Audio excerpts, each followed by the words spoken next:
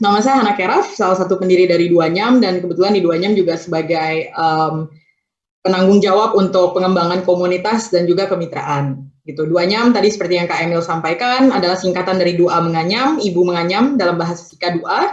Karena tahun 2013 waktu itu saya masih tinggal di NTT dan memulai idenya 2013-2014 itu ketika masih tinggal di Maumere waktu itu.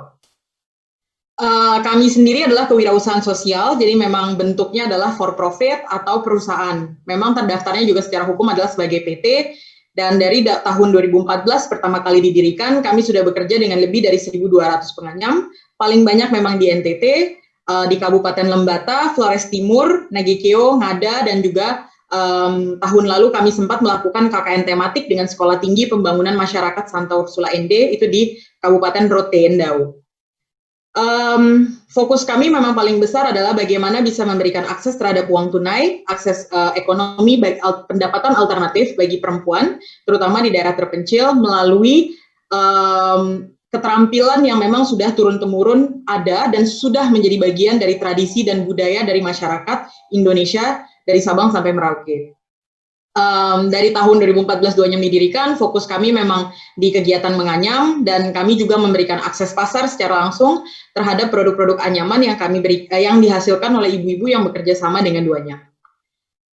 Bagaimana bisnis model yang dikembangkan oleh Duanyam? Kami melihat alasan pertama kami mendirikan Duanyam tahun 2014 waktu itu adalah bagaimana perempuan itu memiliki kesulitan terhadap akses uang tunai di desa.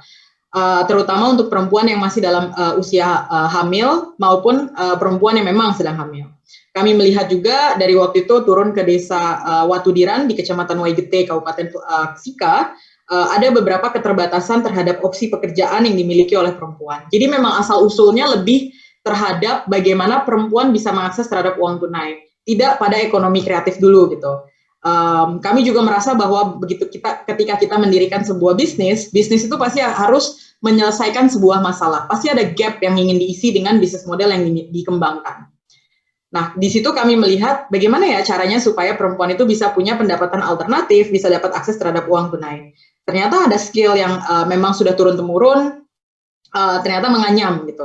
Kami melihat juga bahan baku lontar itu ada di mana-mana, atau di Flores biasa disebut koli, itu juga ada banyak sekali, dan kami melihat juga di level nasional maupun internasional dari pemerintah pusat mendorong untuk akses terhadap pasar produk kerajinan tangan.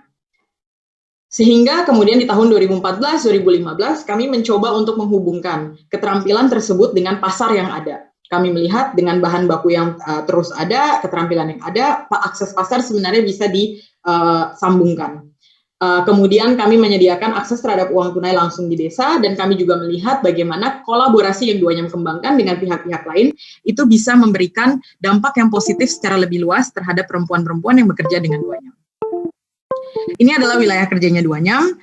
Kalau dilihat memang paling banyak dan paling besar adalah di NTT.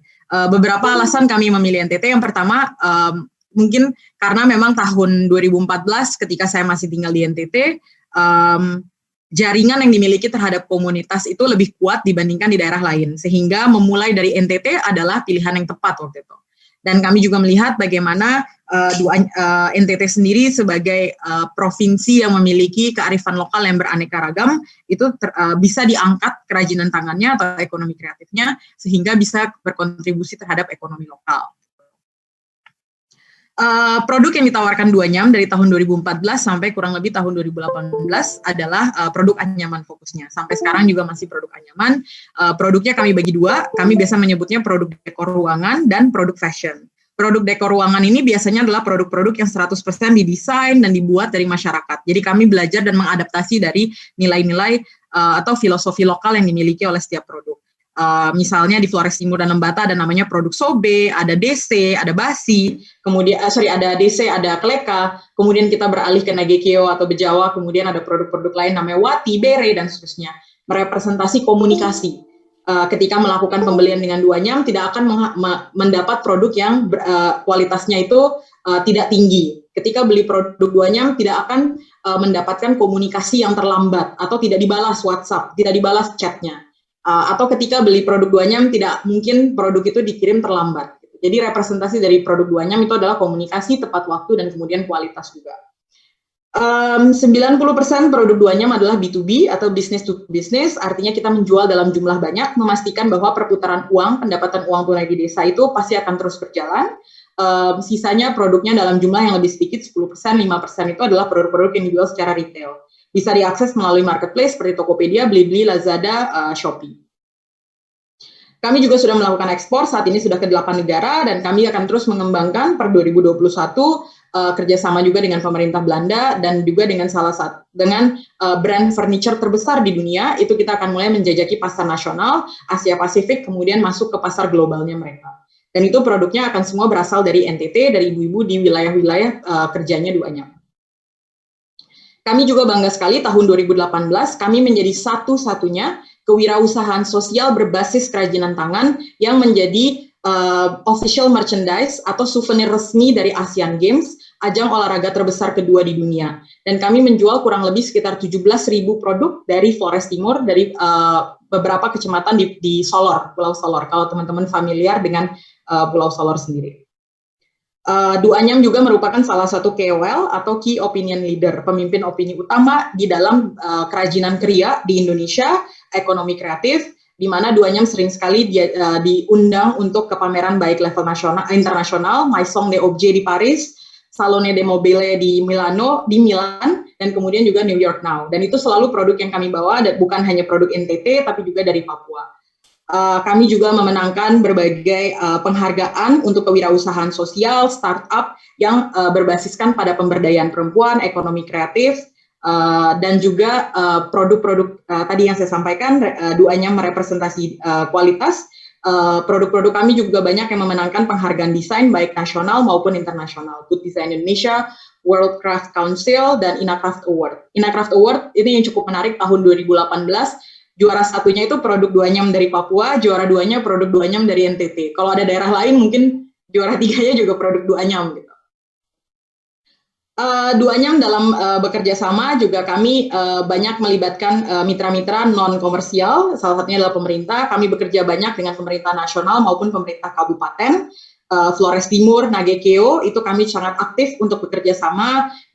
Ke level desa juga kami berkolaborasi, biasanya desa yang akan menghubungi Duanyam, misalnya kami ada dana desa untuk pelatihan, apakah Duanyam bisa mengisi kurikulum gitu. Kemudian di level nasional juga bekerja sama dengan Kementerian Desa, Kementerian Pemberdayaan Perempuan, dan berbagai sektor dari lini pemerintah. Kemudian dengan sektor komersial juga kami bekerja sama misalnya dengan Samsung.